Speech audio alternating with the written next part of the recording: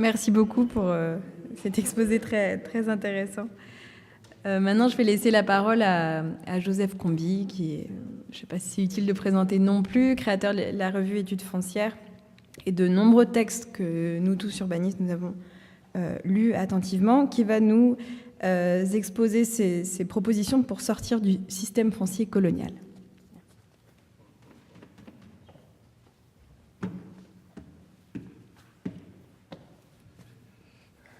Bien, alors effectivement, c'est pas trop facile de prendre la suite là, de Jean-François Trébillon parce que, on se connaît depuis très longtemps. Pour autant, on n'a jamais eu de discussion théorique entre nous. On a plutôt traité des dossiers pratiques. Et je découvre qu'on a des points de vue théoriques en réalité très différents. Alors que finalement, pour ce qui concerne les conclusions pratiques, justement, ça se recoupe pas mal. Je pense qu'il y a avantage pour justement de pointer les points de divergence, puisqu'ensuite c'est ça qui permet de nourrir la discussion. Dans le début de ton exposé, il y a trois idées que tu as présentées et sur lesquelles je ne suis pas d'accord. Le premier point, parler du titre foncier comme simplement d'un système de preuve de la propriété. Pour moi, le titre foncier, ce n'est pas seulement un système de preuve de la propriété, mais c'est un fondement de la propriété. C'est un mode, c'est une matrice de fabrication ex nihilo de la propriété. Ça va bien au-delà d'une preuve. Un deuxième point sur lequel tu as aussi revenu plusieurs fois, l'administration foncière malfaisante et nuisible. Il y a un tas de braves gens dans les conservations foncières. Le problème n'est pas là. Il n'y a pas plus d'escrocs qu'ailleurs. Pour moi, ce qui est malfaisant, ce sont les lois qui donnent un tel pouvoir aux conservations foncières. Et je n'ai pas cette espèce de réserve que tu sembles avoir sur la modification des lois. Je pense qu'il y a quelques lois très brèves, quelques principes législatifs qui doivent être modifiés et que tant qu'on ne les aura pas modifiés, on n'en sortira pas. Et c'est ce que j'appelle sortir du droit foncier colonial, c'est revenir sur un certain nombre de principes juridiques qui sont à la base de ce droit foncier. Et puis le troisième point sur lequel je suis en désaccord, c'est de dire que le titre foncier est le seul outil qui procure une totale sécurité. C'est doublement faux. Premièrement, parce qu'il y a beaucoup de titres fonciers qui sont particulièrement insécures. On rencontre sans arrêt des superpositions de titres fonciers sur le même terrain. On voit disparaître et ressurgir des titres fonciers dans les conservations. Et pour faire réapparaître un titre, il faut verser de l'argent parce qu'on l'a perdu et on le retrouve. Ça, c'est la vie quotidienne des conservations foncières. Beaucoup de conservations foncières, par ailleurs, comme je l'ai plusieurs fois expliqué, ne conservent plus que de la cellulose parce que les titres sur lesquels sont censés être fondés le droit de propriété le plus absolu, depuis quelques 50, 60 ans, du fait de la chaleur, de l'humidité et des insectes, de la pauvreté des moyens dont disposent les administrations, du vandalisme, des troubles politiques, ont purement et simplement disparu. Donc en fait, on est dans une sorte de jeu d'ombre. Alors, le titre foncier n'a rien de sécure, à mon avis, et inversement, Beaucoup de pays ont une sécurité foncière totale, une sécurité foncière si totale qu'on n'éprouve même pas le besoin d'en parler. Si vous interrogez Google, vous êtes sur l'item sécurité foncière, vous avez des centaines de références qui dégringolent. Les 95% concernent l'Afrique. Il n'y a pas une seule référence qui concerne l'Europe, ni l'Amérique du Nord. Or, en Europe, le titre foncier n'existe pas. Donc, dire que le titre foncier est, par excellence, l'outil de sécurisation foncière, si on démarre comme ça, on est coincé. C'est tout de suite s'enfermer dans l'univers du droit foncier colonial. Et ce que je souhaiterais, c'est qu'on ait le courage, on ne peut pas avoir le courage de faire ça tout de suite, parce que c'est un petit peu le plongeon dans le grand bain. Mais en préparant les esprits, je pense qu'il faut s'apprêter à faire le grand pas, à traverser complètement le gué qui est déjà à moitié passé, et à sortir complètement de la législation foncière coloniale, à sortir de ce système de l'immatriculation et du titre foncier. Si on dit ça un peu pour point, les gens, beaucoup de gens on va avoir les cheveux qui se restent sur la tête. Bon. Alors, pour retourner aux fondamentaux, je pense qu'il faut que l'on comprenne deux choses. C'est de comprendre qu'il y a deux modes contradictoires, opposés, de fondement de la propriété. Si on regarde les choses avec un peu de recul et d'un point de vue historique. Il y a deux façons de sécréter de la propriété, je dirais. Il y a ce que j'appelle la fabrication de la propriété par le haut, c'est la fabrication militaire de la propriété. La fabrication étatique de la propriété, c'est-à-dire c'est l'envahisseur qui saisit le pays, qui le divise en petits morceaux, d'abord pour donner quelque chose à ses vétérans, puis ensuite pour s'allier une série d'affidés à l'intérieur du pays. Bon. Ce mode de fabrication de la propriété par le haut, de façon très typique, à l'état chimique pur, si vous voulez, à l'état chimique pur, c'est le système Torrens australien de la loi de 1858, c'est-à-dire un peu avant les colonisations de l'Ouest africain, où les différentes métropoles européennes, en fait, se sont inspirées de cette loi Torrens pour créer des systèmes, une législation foncière dans leurs colonies respectives. Le système Torrens, c'est quoi ? Torrens étant d'ailleurs le fils d'un colonel qui avait dirigé l'armée britannique pour conquérir l'Australie. Donc c'est pas simplement dans l'image que c'est une procédure militaire, ça l'est même finalement dans l'exemple historique. Le système Torrens, c'est un système, je dirais, génocidaire, le système pur. Le système pur, c'est un système génocidaire. Ça consiste à énoncer que le territoire est ce que, selon l'expression des juristes, est res nullius, c'est-à-dire que c'est une chose de rien, c'est une terre sans droit. L'Australie est une terre sans droit. Et la preuve que l'Australie est une terre sans droit, c'est que les aborigènes eux-mêmes n'existent pas.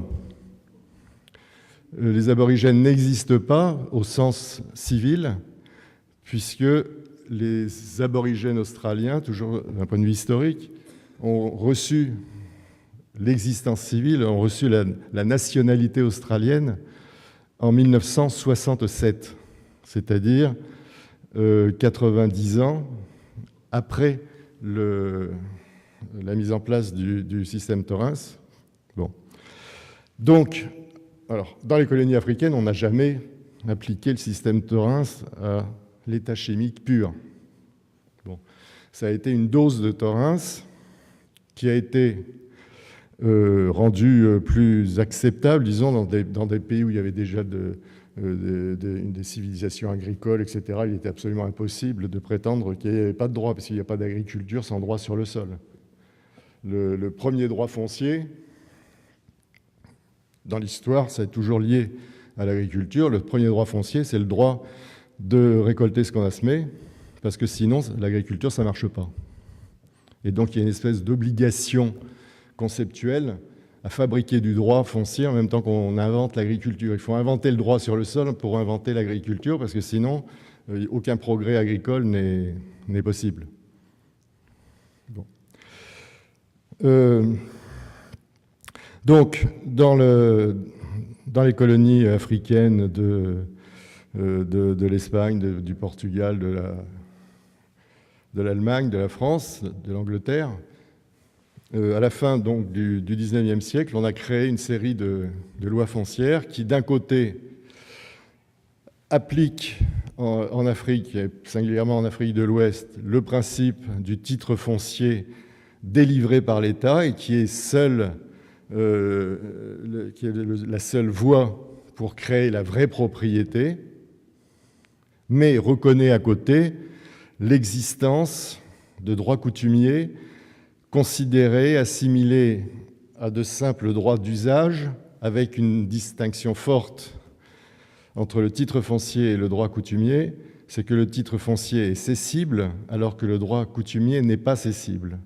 C'est-à-dire que c'est le droit coutumier, dans toutes les législations coloniales, est considéré comme non cessible sur le plan de la théorie juridique, bien sûr. Bon. Et donc, par ailleurs, pour l'économie, moi, une autre différence avec Jean-François, c'est que je ne suis pas juriste, je suis économiste. Et donc, moi, ce qui m'intéresse, c'est la valeur des terrains. Et la valeur des terrains, en fait, ce n'est pas la valeur d'une chose, c'est la valeur d'un droit. Quand on évalue un terrain, l'opération mentale, le travail de l'évaluateur foncier, qui peut être par exemple comparé à l'évaluateur d'un tableau de peinture. Bon. Il y a des points communs en théorie économique entre le marché de l'art et le marché foncier, puisque ce sont deux marchés qui, dans les variations de valeur, ne s'expliquent que par les variations de la demande, donc, et non pas par les variations de l'offre, parce qu'on ne fabrique pas de nouveaux Rubens. Donc il y a une différence très forte quand on évalue un tableau et quand on évalue un terrain. Quand on évalue un tableau, on scrute le tableau, on le passe au rayon X, on va regarder dans la documentation si la façon de faire les traits, etc., est bien de même type, si les pigments sont bien les mêmes que ceux du maître, etc. On examine l'objet. Bon. Un évaluateur qui évalue un terrain, le terrain, en tant que réalité physique, ne l'intéresse absolument pas. Ce qui l'intéresse, c'est de savoir quels sont les droits que l'on va sur l'espace que l'on va acheter en achetant ce terrain, d'une part. Et deuxièmement, ce qui l'intéresse, c'est quel est l'environnement du terrain, quelles sont ses proximités, où sont les réseaux, où est l'école, où sont les populations à niveau de vie élevé ou au contraire les populations de pauvres qui enlèvent de la valeur au terrain, etc. Donc, l'économiste qui évalue un terrain, il fait du droit et de la géographie. La chose foncière, c'est un mélange d'économie, de droit et de géographie. L'objet terrain n'a pas d'intérêt. Bon, je reviens à ma distinction majeure sur les deux modes de fondation de la propriété. Il y a la fondation militaire donc, de la propriété. On saisit un espace, un territoire, et on le partage. Et puis, il y a la fondation de la propriété qui est une fabrication, je dirais, sociale et endogène, c'est-à-dire que c'est un processus de pacification des rapports à l'intérieur d'une société. Tout le monde sait très bien que l'idée qu'il y a un premier propriétaire ou même un premier défricheur dans la réalité des vieilles civilisations, c'est de la blague. Tout le monde sait bien que tous les terrains, l'appropriation des terrains, ça résulte dans la vérité. Ça résulte d'une série de crimes, d'exactions, de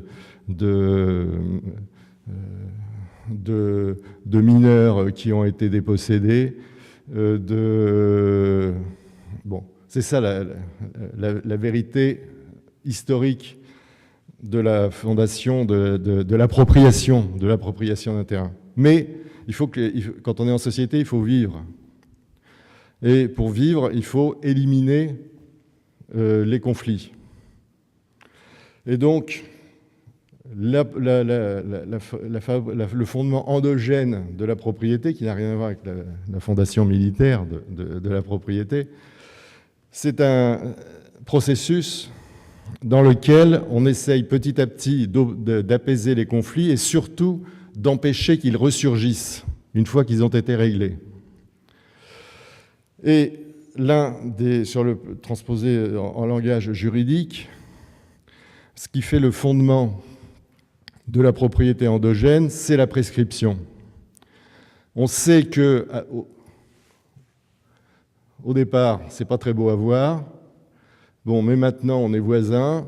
Il faut qu'on oublie tout ça. Et donc, on interdit aux enfants de ressusciter les querelles des parents. C'est ça le fondement de la propriété. Et c'est donc l'outil juridique de la prescription, de la prescription des recours qui est fondateur de cette pacification de la propriété. C'est quelque chose de très ancien, puisque le premier texte sur la prescription, c'est en 451 avant Jésus-Christ. C'est la création d'une prescription de 2 ans en matière immobilière à Rome. C'est la loi des 12 tables. Il en reste un élément, c'est que pour ce qui concerne les biens mobiliers, la prescription était d'1 année. C'est pour ça que toujours aujourd'hui, quand on trouve un objet, tout au moins dans la législation française, un objet trouvé, vous trouvez un portefeuille, vous le déclarez, si vous êtes tout à fait honnête, vous le déclarez, et au bout d'1 an et 1 jour, il est à vous. Eh bien, c'est la loi des 12 tables de 451 avant Jésus-Christ. Et pour les terrains, c'était pas 1 an, c'était 2 ans. Alors aujourd'hui, ça serait bien sûr complètement surréaliste d'imaginer qu'il y ait une prescription foncière de 2 ans. C'était concevable parce que là, on est au tout début de la République romaine. Et au début de la République romaine, c'était une propriété en fait de type lignagier. C'est-à-dire que le chef de famille, il y avait toujours un chef de famille. Le chef de famille nommait son successeur pour diriger le lignage. Et donc, il n'y avait pas de question de protection des mineurs, de protection des absents. Le problème de la fondation de la République romaine, c'est que les familles ne se fassent pas la guerre. Et donc, en application du principe qui ne dit mot consent, si vous avez attendu 2 ans pour vous rendre compte que votre voisin vous a piqué un morceau de votre champ, il fallait vous réveiller avant, vous étiez là, vous l'avez vu, on ne peut pas prendre un champ sans que ça se voie. Vous avez fait 2 récoltes sur le champ, donc le champ vous appartient parce que vous avez fait 2 récoltes et que personne n'est venu protester. Et si quelqu'un vient protester, on lui répond devant le juge qu'il fallait qu'il se réveille plus tôt. Voilà. Donc c'est ça ce qu'on peut appeler la gestation de la propriété par le bas. Je suis peut-être en train de m'égarer un peu, mais c'est parce que c'est lui qui me cherche. Donc il faut que je lui réponde. Bon.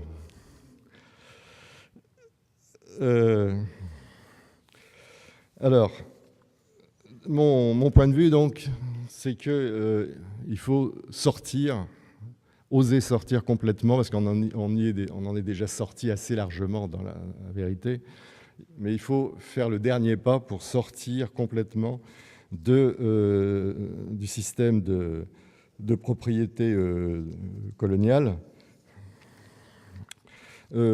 Pour ça, je pense qu'il faut repérer à l'intérieur de cette espèce de fatras que constituent les pratiques foncières africaines. Les chercheurs ne parlent pas de fatras, ils parlent du continuum des droits, c'est-à-dire qu'on passe de façon continue d'un système à l'autre. C'est plus académique. Bon. Dans le continuum des droits, en fait, il y a quand même quatre ancrages, il y a quatre logiques, différentes. Donc, on a d'un côté notre vieux système foncier colonial, c'est-à-dire le système taurin adouci, adouci dès l'origine. Bon. Et puis, en face, on a le vieux système coutumier proprement dit. Bon. Les deux continuent à exister, mais finalement n'existent plus que de façon marginale l'un et l'autre. Le système proprement coutumier, c'est-à-dire un système totalement collectif et non marchand, qui n'a pas été touché par la marchandisation, il faut aller le chercher quand même dans les coins reculés, dans les coins les plus reculés du territoire. Bon. Et certainement pas dans les villes, ni même dans les pourtours immédiats des villes où la monétarisation a gagné tous les rapports sociaux. Le système colonial, en face, lui aussi n'existe plus, parce que physiquement, la conservation des titres fonciers est devenue fictive. Bon. Donc, mais dans la loi, dans le droit positif, et ça a une vraie importance, ce droit positif, dans le droit positif, aujourd'hui, en effet, la seule vraie propriété, le seul vrai droit de propriété n'est assuré que par ce système foncier colonial fictif. Bon. L'un et l'autre ont dérivé, le système coutumier et le système colonial. Le système coutumier en est un système donc néo-coutumier qui a comme différence fondamentale avec le système coutumier proprement dit d'être un système marchand, où la terre s'achète et se vend entre propriétaires coutumiers, et d'autre part, le fait d'être de plus en plus individuel, quoi qu'on dise, et particulièrement dans les villes. Donc ça devient une propriété marchande individuelle que l'on qualifie de néo-coutumière. D'accord ? Et puis, de son côté, le système néocolonial cherche à se réformer pour survivre à travers différentes procédures comme les plans fonciers ruraux, la reconnaissance des droits par des procédures administratives, les campagnes, toutes les critiques qu'a fait Trébillon tout à l'heure et avec lesquelles je suis complètement d'accord. Bien. Alors, si on veut fabriquer de la sécurité, il faut avoir une juste appréciation des causes d'insécurité.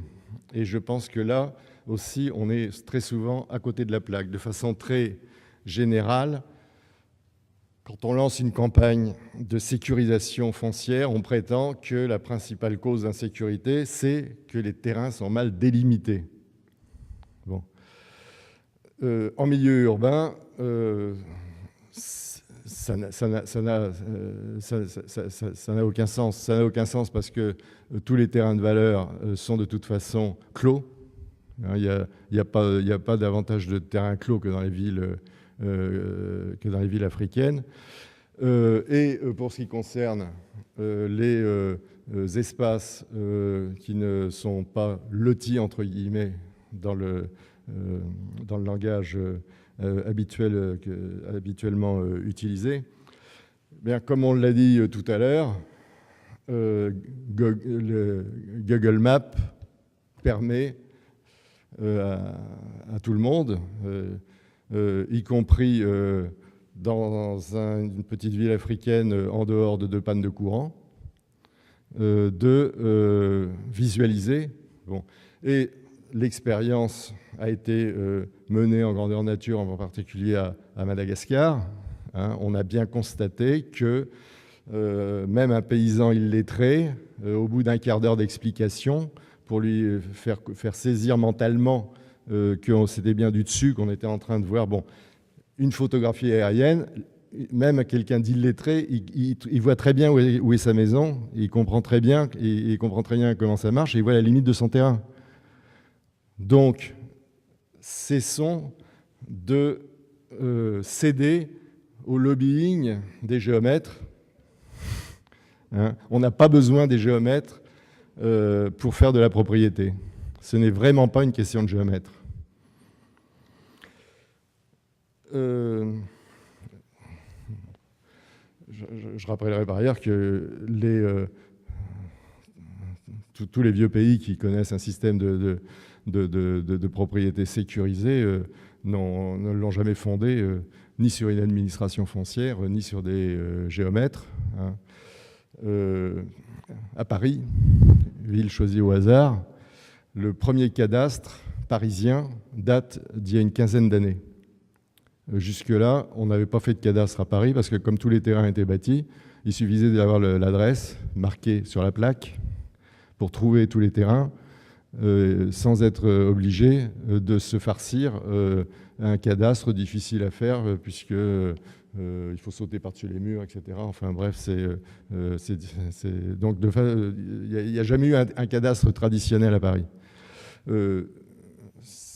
La propriété a été sécurisée à Paris depuis un certain nombre de siècles, donc ça montre bien que les deux choses n'ont strictement rien à voir. Quoi ? Parce que, c'est le cas de le dire, on est un peu borné, c'est-à-dire que c'était pas juste que ça existe partout sauf à Paris. Il n'y a pas d'autre raison. On s'est dit que c'est quand même pas normal. Hein. Toutes les communes ont droit à un cadastre. Paris n'a pas son cadastre. Donc, voilà. Et puis, on en a profité pour améliorer le recensement du bâti, pour l'impôt.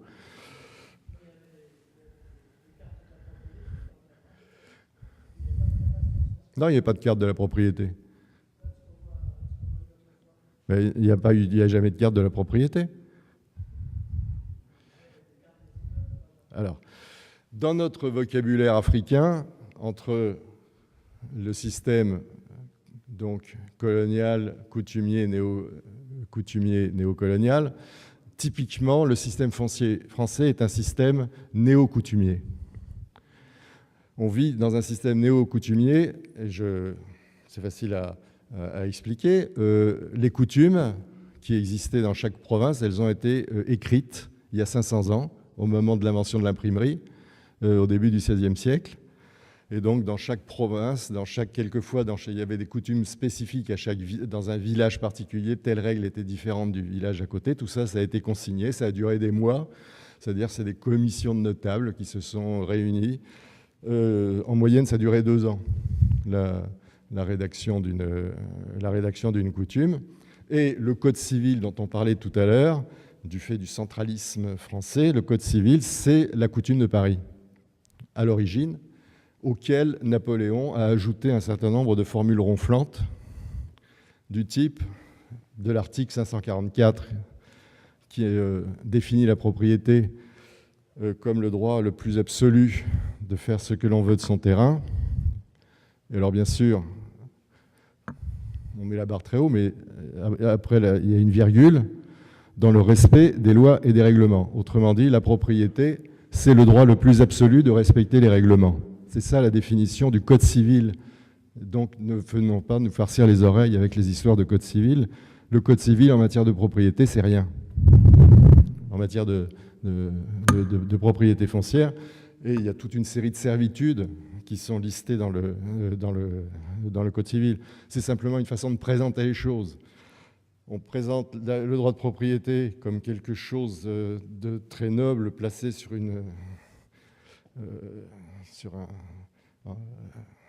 au-dessus de tous les placé au pinacle. Je cherchais le mot pinacle, que je n'utilise pas tous les jours. Et ensuite, on y oppose toute une série d'autres normes, toute une série d'autres règles, y compris les règles d'urbanisme, y compris le fait qu'il y a 36 façons de diviser la propriété, il y a 36 façons d'organiser la propriété collective. On a même, depuis une vingtaine d'années, on a même la pratique très courante en Europe de diviser les droits sur le sol à l'intérieur d'un seul individu. C'est-à-dire qu'une pratique qui est devenue courante, c'est de distinguer le propriétaire du terrain, personne physique, et l'utilisateur du terrain, patron d'une société qui loue le terrain au premier. C'est-à-dire que je me loue le terrain à moi-même, je suis deux entités juridiques à moi tout seul. Ça facilite les choses pour ensuite céder les parts sociales par petits paquets, etc. Donc je me loue à moi-même mon terrain. Bon, vous voyez, on fait avec le droit est quelque chose d'extraordinairement souple. On en fait vraiment ce qu'on veut. Il suffit de décider d'en faire quelque chose pour qu'on puisse... Bon, bref, ce que je voulais dire, c'est que l'insécurité qui viendrait de la mauvaise délimitation du terrain, c'est pas sérieux. Par contre, il y a une insécurité qui vient d'une mauvaise identification du droit et de l'ayant droit, et de l'identification de l'ayant droit. Ça, c'est clair. Il y a, toujours en Afrique, une méconnaissance des droits collectifs et une méconnaissance des superpositions de droits. Quand on parle de sécurité foncière, on ne parle jamais des locataires. Et c'est pourtant très important de sécuriser les locataires en même temps qu'on sécurise les propriétaires. Bon. Et puis, il y a le problème du non-enregistrement des mutations. Mais il y a encore, et c'est là-dessus que je voudrais insister, l'insécurité produite par les procédures de sécurisation. C'est quelque chose dont on ne parle pas assez. Si on examine comment se passe quand une conservation foncière, par bonheur, reçoit des crédits, par exemple, pour restaurer, pour reconstituer les titres qui n'existent plus, la reconstitution de titres détruits, c'est un grand jeu, ça, qui ouvre le champ, bien sûr, à de vastes possibilités de favoritisme, de fraude, etc. Mais encore mieux, il y a l'informatisation. Parce que l'informatisation, ça ouvre toute grande la porte à la fraude. Je m'explique. Quand vous visitez une conservation foncière, comme ça m'est arrivé quelques fois, sans être un grand spécialiste ni un grand détective, ça saute comme le nez au milieu de la figure, qu'il y a dans un registre, tout d'un coup, une page qui n'est vraiment pas de la même encre que les autres, qui a été grattée, ou bien dans des registres qui ont été rénovés, vous découvrez qu'il y a des pages qui restent blanches. Hein, c'est-à-dire toutes les pages sont numérotées. C'est de très beaux livres, très bien reliés, mais il y a des pages qui restent blanches pour avoir un peu de souplesse par la suite, c'est-à-dire pour pouvoir fabriquer a posteriori les titres dont on aura besoin. Et l'informatisation ne permet pas ce genre de contrôle, sauf à vraiment être un expert informatique. Et le maximum du risque est atteint lorsque, comme je l'ai vu en certains endroits, on se met à dire que pour être moderne, il faut dématérialiser la conservation foncière. Et alors là, c'est sans retour, c'est-à-dire que on jette, on supprime toutes les traces de papier qui restent. On ne conserve plus que les supports magnétiques, parce qu'il faut être moderne, il faut gagner de la place, etc., vous savez bien. Et donc à ce moment-là, il n'y a plus aucun moyen, il n'y a plus aucun moyen normaux, il n'y a plus aucun moyen normaux de faire une vérification sur la véracité des titres fonciers qu'on vous oppose. Je me souviens, quand j'avais une fois accompagné des enquêteurs qui interrogeaient dans des milieux populaires des gens qui cherchaient à se faire sécuriser. Et puis, alors, ils avaient tout un questionnaire. Et puis, j'interromps l'enquêteur. Et puis, je demande directement à c'est une femme, je lui demande, mais en définitive, qu'est-ce que vous craignez ? Et elle me répond, l'État. Autrement dit, pour elle, sécuriser son terrain, c'était de résister à l'État. Et donc, il y a une sorte d'absurdité, si vous voulez. La cause de l'insécurité foncière, c'est l'État. Fondamentalement, la principale cause de l'insécurité foncière, c'est l'État. Et donc, augmenter les crédits alloués à l'État pour améliorer la sécurité foncière, ça a quelque chose de surréaliste.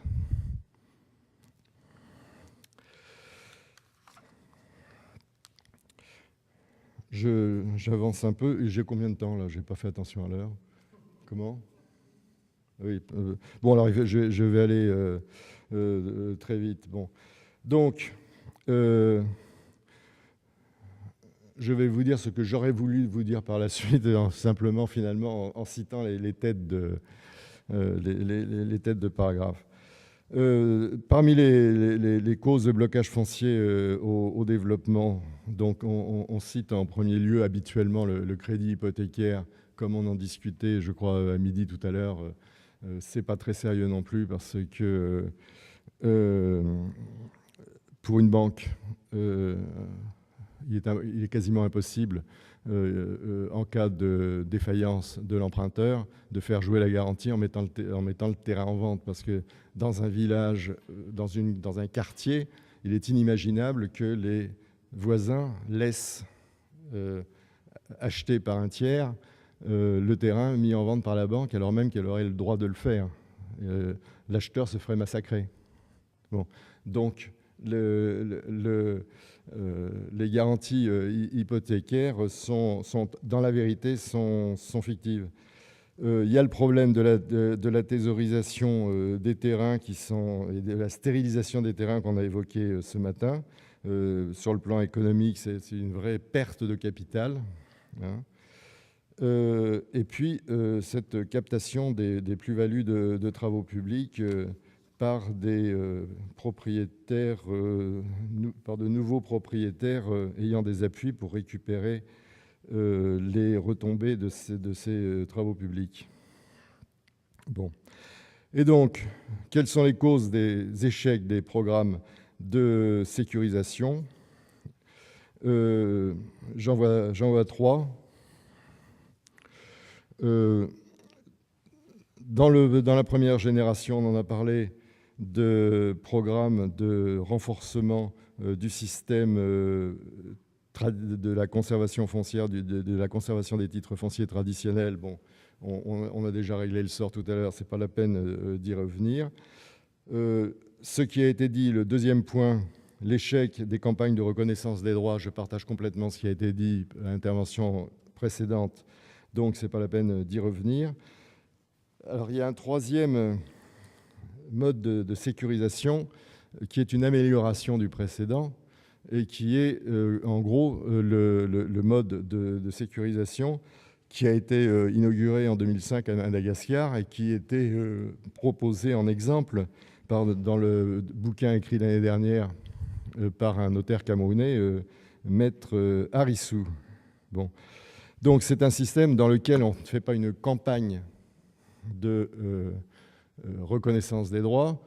On ne va pas déranger des équilibres quelquefois précaires. On ne va pas ressusciter les démons de gens qui se tiennent tranquilles.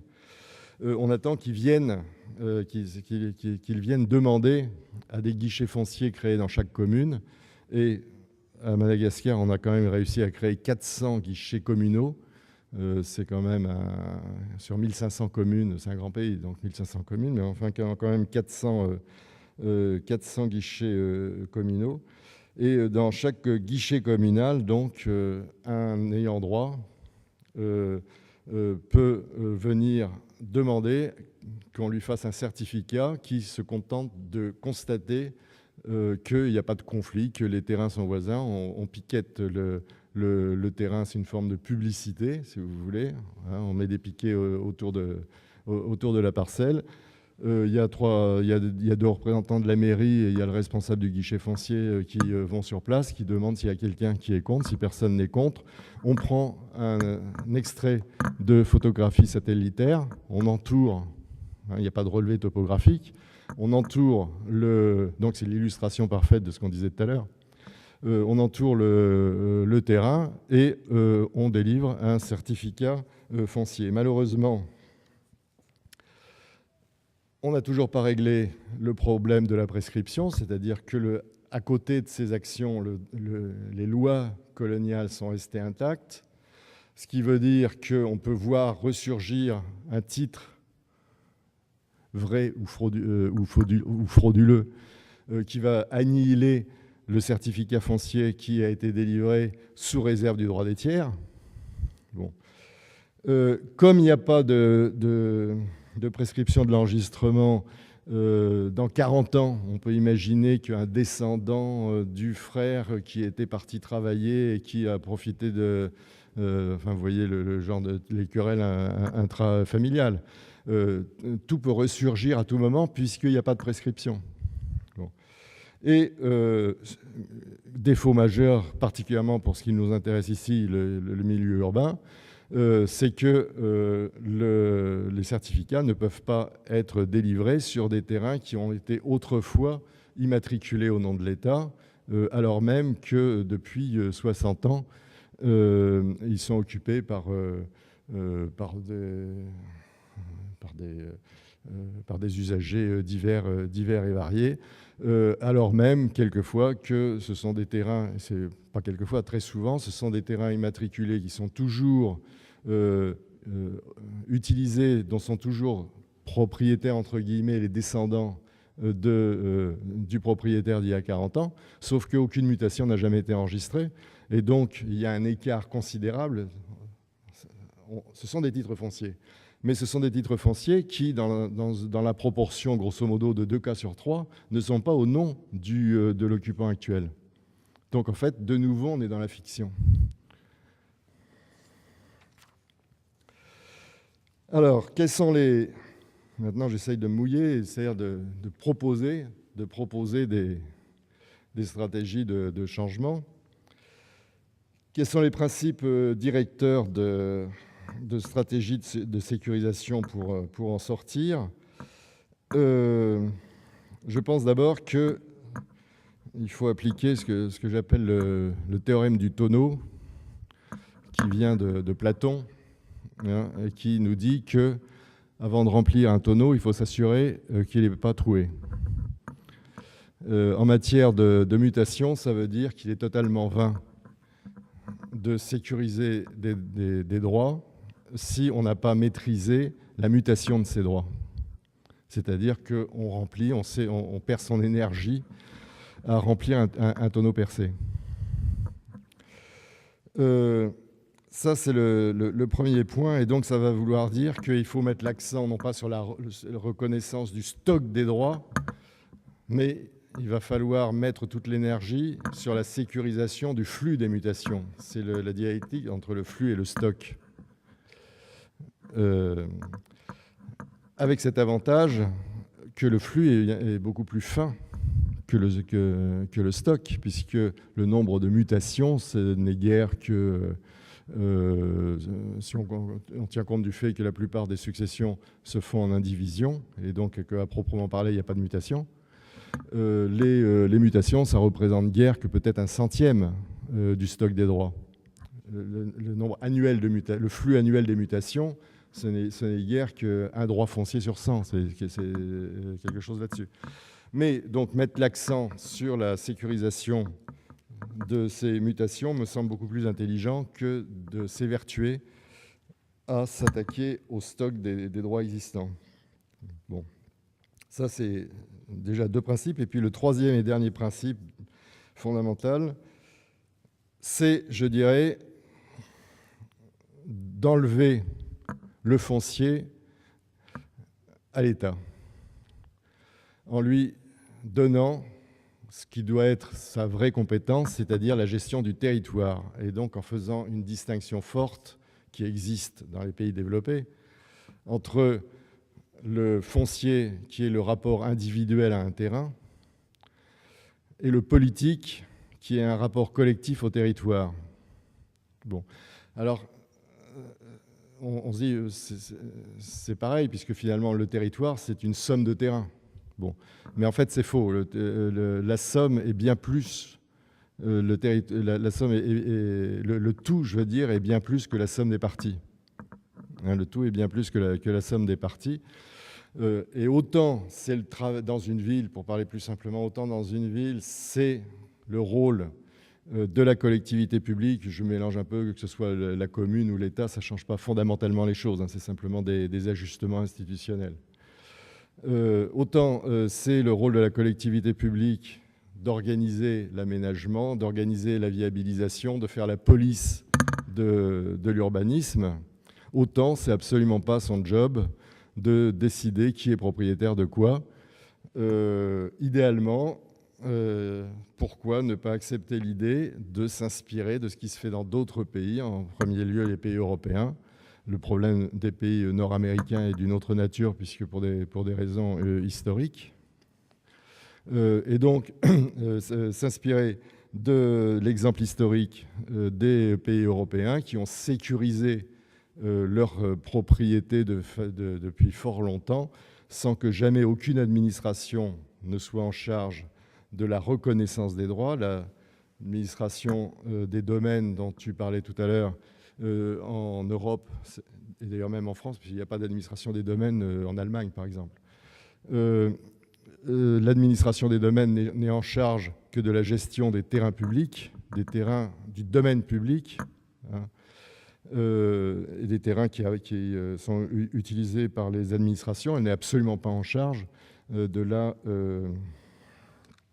reconnaissance ou pas de la propriété.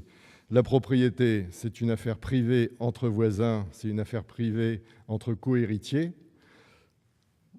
On cherche à se mettre d'accord à l'amiable. Si on ne se met pas d'accord à l'amiable, on va voir le juge.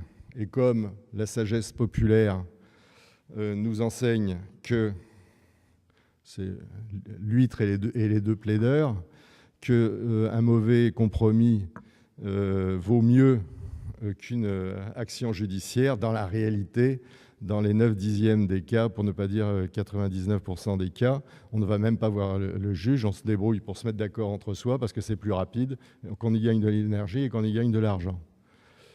Bon.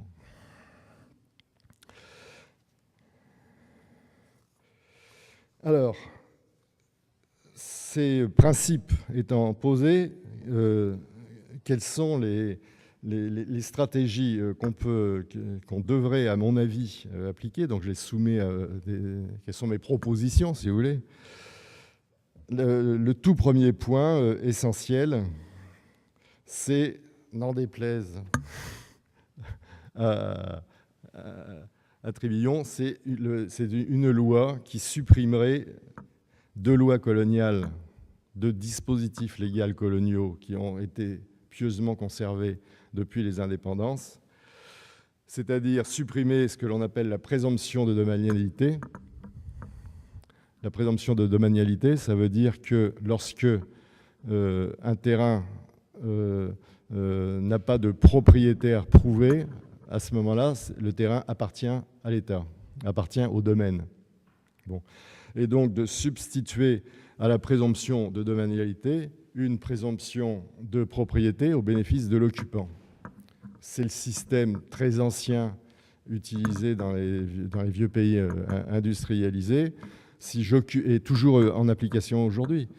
Si j'occupe un terrain ou un logement sur lequel je ne suis pas rentré par effraction, dans lequel je vis apparemment de façon paisible, même si j'y suis pas forcément depuis très longtemps, ce n'est pas à moi à prouver que je suis le propriétaire, c'est à celui qui est le propriétaire de prouver que c'est lui. La présomption joue en faveur de celui qui est là. Et c'est au propriétaire qui n'est pas là de fournir la preuve que c'est lui le vrai propriétaire.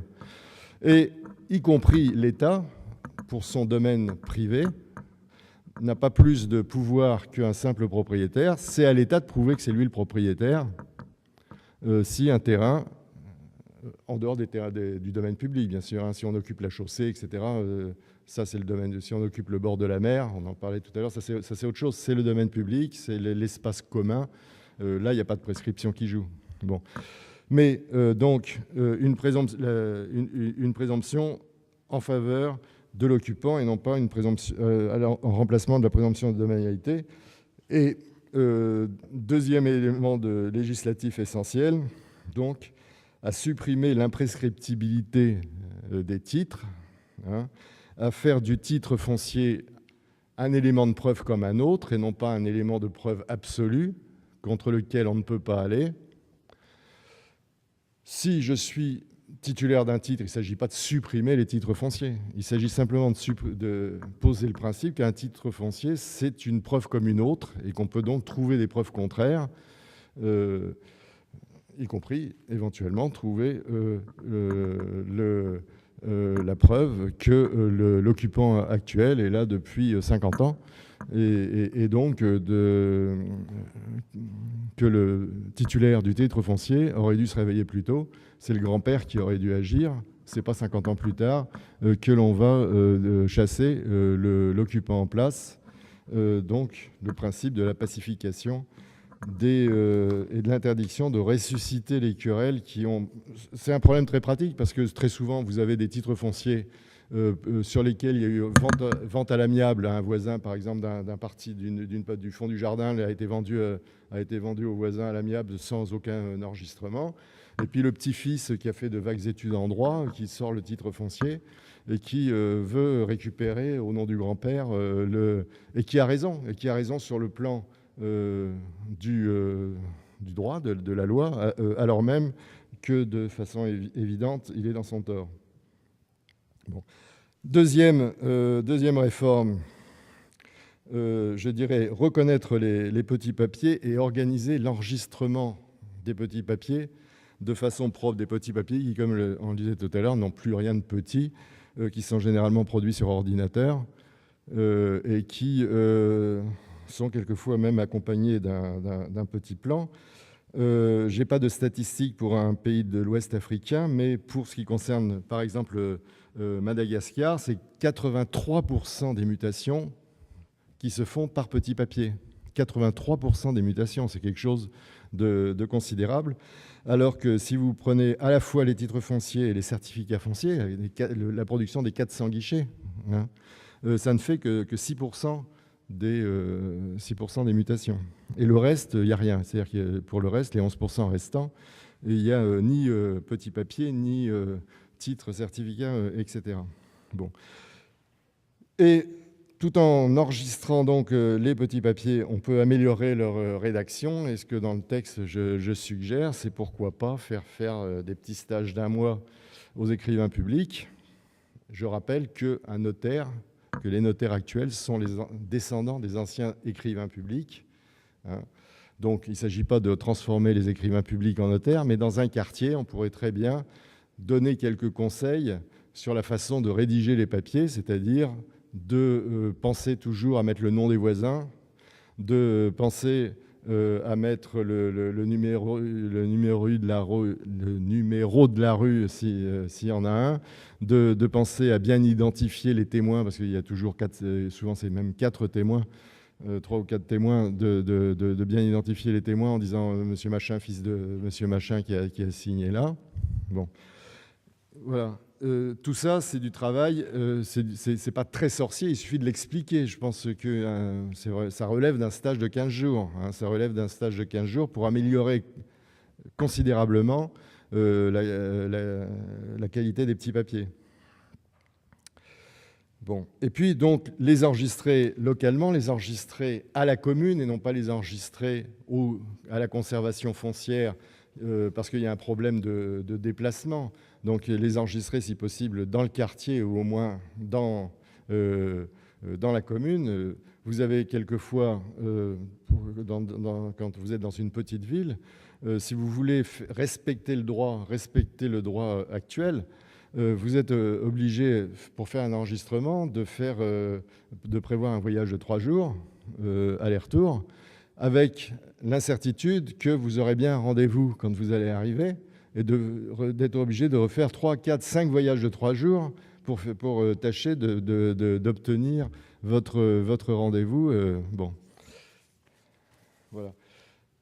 Je vais très vite là maintenant. La troisième réforme essentielle, et là je vais tout à fait dans votre sens ce matin, la question fiscale. Hein. Il faut mettre le paquet sur l'impôt foncier annuel. Je rappelle que l'impôt foncier annuel, ça a quand même quelques millénaires d'existence. Hein, dans toutes les civilisations agricoles, ça a existé, soit un impôt en nature, soit depuis qu'il y a la monétarisation, un impôt.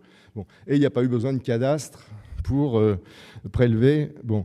Je rappelle aussi que l'étymologie du mot cadastre, ça ne désigne pas un plan, hein, c'est un mot grec qui veut dire écrit à la suite l'un de l'autre. Ça veut dire que c'est un registre, c'est une liste de contribuables, le cadastre à l'origine. Le sens initial du mot cadastre, étymologiquement, c'est simplement la liste des contribuables du quartier. Bon. Et la façon de procéder, vous lirez, j'ai écrit l'art et la manière de faire payer les gens. Sans faire la révolution, sans provoquer la révolution, je veux dire. Il s'agit de faire payer les gens sans provoquer c'est ça l'art fiscal. Bon.